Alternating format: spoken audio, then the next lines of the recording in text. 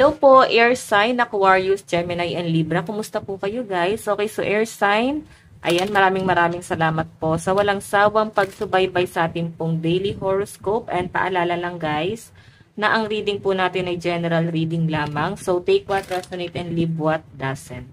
Okay, air sign, Aquarius, Gemini, Libra. Tignan po natin gabay kapalaran.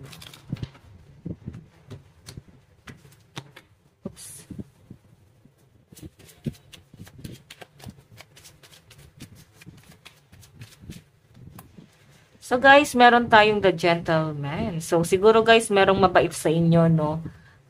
Air sign, maaaring tinutulungan ka nila. Mararamdaman mo guys na parang nakasupport sa iyo tong taong to. Ganun yung pinapakita sa akin. Kaya parang magaan yung loob mo dito. I think guys, parang nabubuhayan ka kasi nahanap mo yung totoong kakampi dito sa taong to, the gentleman. Okay, tignan pa natin.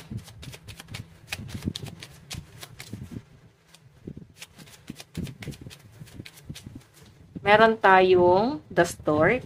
So, ito kasi guys, nasa malayo. Maaring ano ba to? May tinitignan ba kayo sa malayo? Okay, may nakikita rin ako guys, pregnancy, revert. So, I think, earth sign, meron kang tinitignan sa malayo. Or maaring napapaisip ka, no? Siguro yung iba sa inyo gusto niyo na guys magkaroon ng anak. Or pwedeng nag-ano ka, nag-i-imagine ka na gusto mo na guys magkaroon ng anak. Or kung may anak ka guys, baka gusto niya na guys sundan kasi baka iisa-isa, no? Baka gusto niya na guys bigyan ng kapatid. So ito kasi guys pregnancy. So may nakikita ako dito air sign, parang family planning.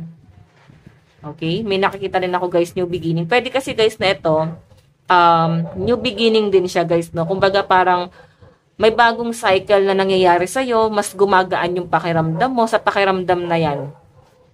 Okay, maaari kasi guys nasa support mo yan eh. Like dati kasi sabihin natin na yung mga inaakala mo na magsusupport sa inyo, yung mga pinili mong tao, sila yung para bang kahit sa huli, alam mo yun, kahit na nagkakaroon guys ng problema, sa huli sila pa rin yung magiging kakampi mo. Pero I think guys, nahanap mo siya sa mga taong maaring natalikuran or tinalikuran nyo. Ayan, the stork. Tingnan pa natin. Meron tayong the snake. Oh, naku. Betrayal. May nakikita ako na maaaring nagiging toxic yung environment ng mga earth sign. Okay, maaari kasi guys neto ha, parang hindi ka guys naging kampante, pero pinipilit ng iba sa inyo na mag-relax or mas pinipilit nyo or pinipili nyo na wag nang isipin yung mga negative.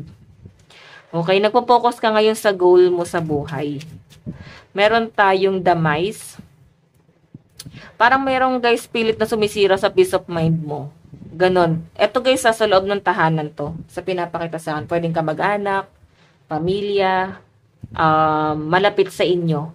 Yung maaaring sumisira sa peace of mind mo. Parang ang tagal guys kayong nanahimik eh. Pero ngayon kasi guys may nababago. Alam mo yon, parang bigla ka guys tinrigger na parang okay ako eh, nabigyan na naman ako ng problema. Ganon, parang nandun ka na sa point na yon. Okay, so air sign, ang lucky number mo is 28, 17, 7, and 23. Tignan pa natin guys.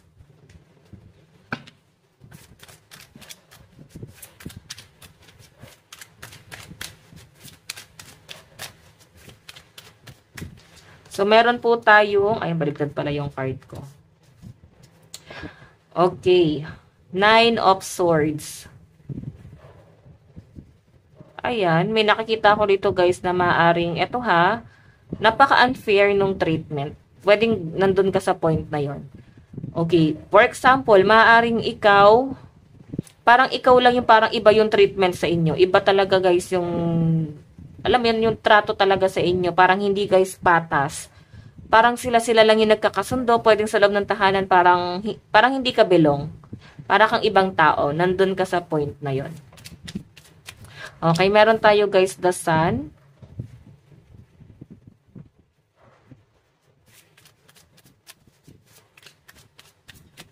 Okay, meron tayong 3 of Pentacles. Okay. So, ito guys, the stork, the sun. Okay, may mataas ang chance na magkaroon talaga guys ng pregnancy. Kasi that's a new beginning to success. Okay? Mataas ang chance kung may mga nagpaplano rito. So, mag-iingat muna guys, no? Kung hindi pa kayo guys ready na mabuntis or makabuntis, gumamit guys ng protection. Kasi may nakikita ko dito mataas po yung chance na magkaroon ng pregnancy. Ayan, no? The sun. Okay, the snake guys, ito ha, yung mga akala ng mga air sign is kakampi. Ayan, no? Pwede yung mga taong natulungan mo guys, sila pa yung unang tumatalikod sa inyo. Tapos ang unang tumutulong sa inyo, yung mga taong hindi niya talaga guys natulungan. Okay, meron tayo guys, the mice. Ito, meron talagang pilit na sumisira sa peace of mind mo, pero tinatry mo talaga guys na mag-focus, the Hierophant. Ayan, masaya ka oh.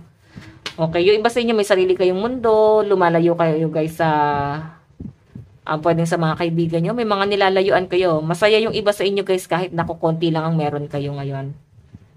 Masaya yung mga air sign kahit na konti lang yung mga kaibigan, konti lang yung support system. Alam mo yon, kontento, ganun yung pinapakita sa akin. Maari kasi ang mga air sign guys, napaka-introvert na to, no? Okay? Masanay kayo guys ng nag-iisa.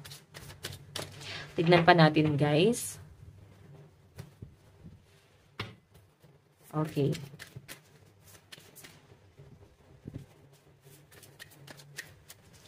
Meron tayong 9 of Pentacles.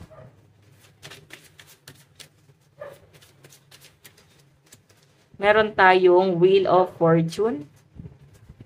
Okay. Ganda nito guys. Okay, meron tayong Hierophant. Okay. What else, Spirit Guide? Ayan. Meron tayong King of Pentacles. So, air sign. Ito ha, yung under kasi ng 9 of Swords is 9 of Pentacles. Nape-pressure ka. Okay, focus ka sa goal mo. Isipin mo kung bakit ka nandyan. Kasi may tumutulong sa inyo. Siguro tears of joy itong nararamdaman mo. Okay? Nandun ka sa point na sobrang saya mo siguro. Okay, sobrang saya mo kasi may tumutulong sa inyo, may nagagabay sa inyo. Nahihil yung ano mo yung nahihil ka, yung inner child mo, no? Nagkakaroon ka guys nito mga nakaraan, as in down na down, lubog na lubog, depressed. Yun ang nakikita ko sa inyo. Pero sa pinapakita sa akin ngayon, earth sign, nakaka-recover ka kasi may tumutulong sa inyo. Yan, mag-focus ka sa goal mo. Siguro yun lang din guys ang gusto nila guys, maging successful ka. Okay, ito lang din yung gusto nila sa inyo. Okay, so guys, meron tayong, ayan, meron tayong the stork, the sun, and wheel of fortune. Wheel of fortune pa guys. So, kung may mga nagpaplano talaga guys ng magbuntis or mabuntis, ayan, mataas ang chance. Okay, yung iba naman sa inyo guys na mga buntis dito, ayan, baka malapit na yung kabuwanan nyo. Okay, baka kabuwanan nyo na guys. Pwedeng ganon. Okay, so parang yung iba naman dito guys, maring may mga hindi pa handa. Or baka guys, may nangyari siguro guys, miscarriage before, dati matagal-tagal na siya. And siguro air sign, naaalala nyo ngayon. Okay, siguro na-imagine nyo kung gaano na sila kalaki sana, kung nabuhay, no? Kung nagkaroon guys ng miscarriage. Nalaglagan, ganon. Okay, so meron tayo dito guys, 3 of Pentacles, the Hermit. Puro pass.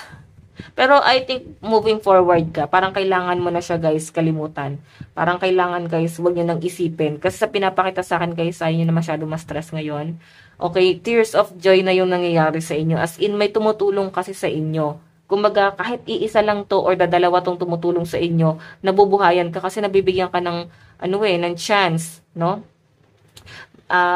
Naliliwanagan ka sa mga bagay na gusto mong gawin, nagkakaroon ka guys ng direction. Ayan, the Hierophant to. Sabihin natin kahit nasa basic ka pa lang or hindi mo pa guys alam kung ano yung magiging resulta, kontento yung iba sa inyo. Kumbaga, nasa basic ka pa lang ngayon, ito yung hagdanan nasa basic ka pa lang pero minamanifest mo or maaring na ma-manifest mo yung mga pangarap mo like nagsisimula ka pa lang pero sa ini-imagine mo is nakapagpatayo ka na ng bahay or lupa. So, manifestation ang tawag doon. So, maaaring ma-manifest mo to at mangyayari yon. Okay, so tignan pa natin. Ayan, so air sign, sa pinapakita sa akin dito, maaring ang mga makakatulong sa inyo is kapwa nyo. What I mean, earth sign, hindi nyo pala kapwa, no? Ayan, maaring ang makakatulong sa inyo guys ay yung may mga earth sign sa chart, Capricorn, Taurus, and Virgo. Sila lang yung nakikita ko rito. Kumbaga, kahit pa paano guys, na-appreciate ka nila. Kahit na parang ikaw yung down na down. Siguro nakaka-feel sila guys, parang naawa sila, ganun. Okay, tignan natin. Advice, meron tayong wait for it. Be patient with life.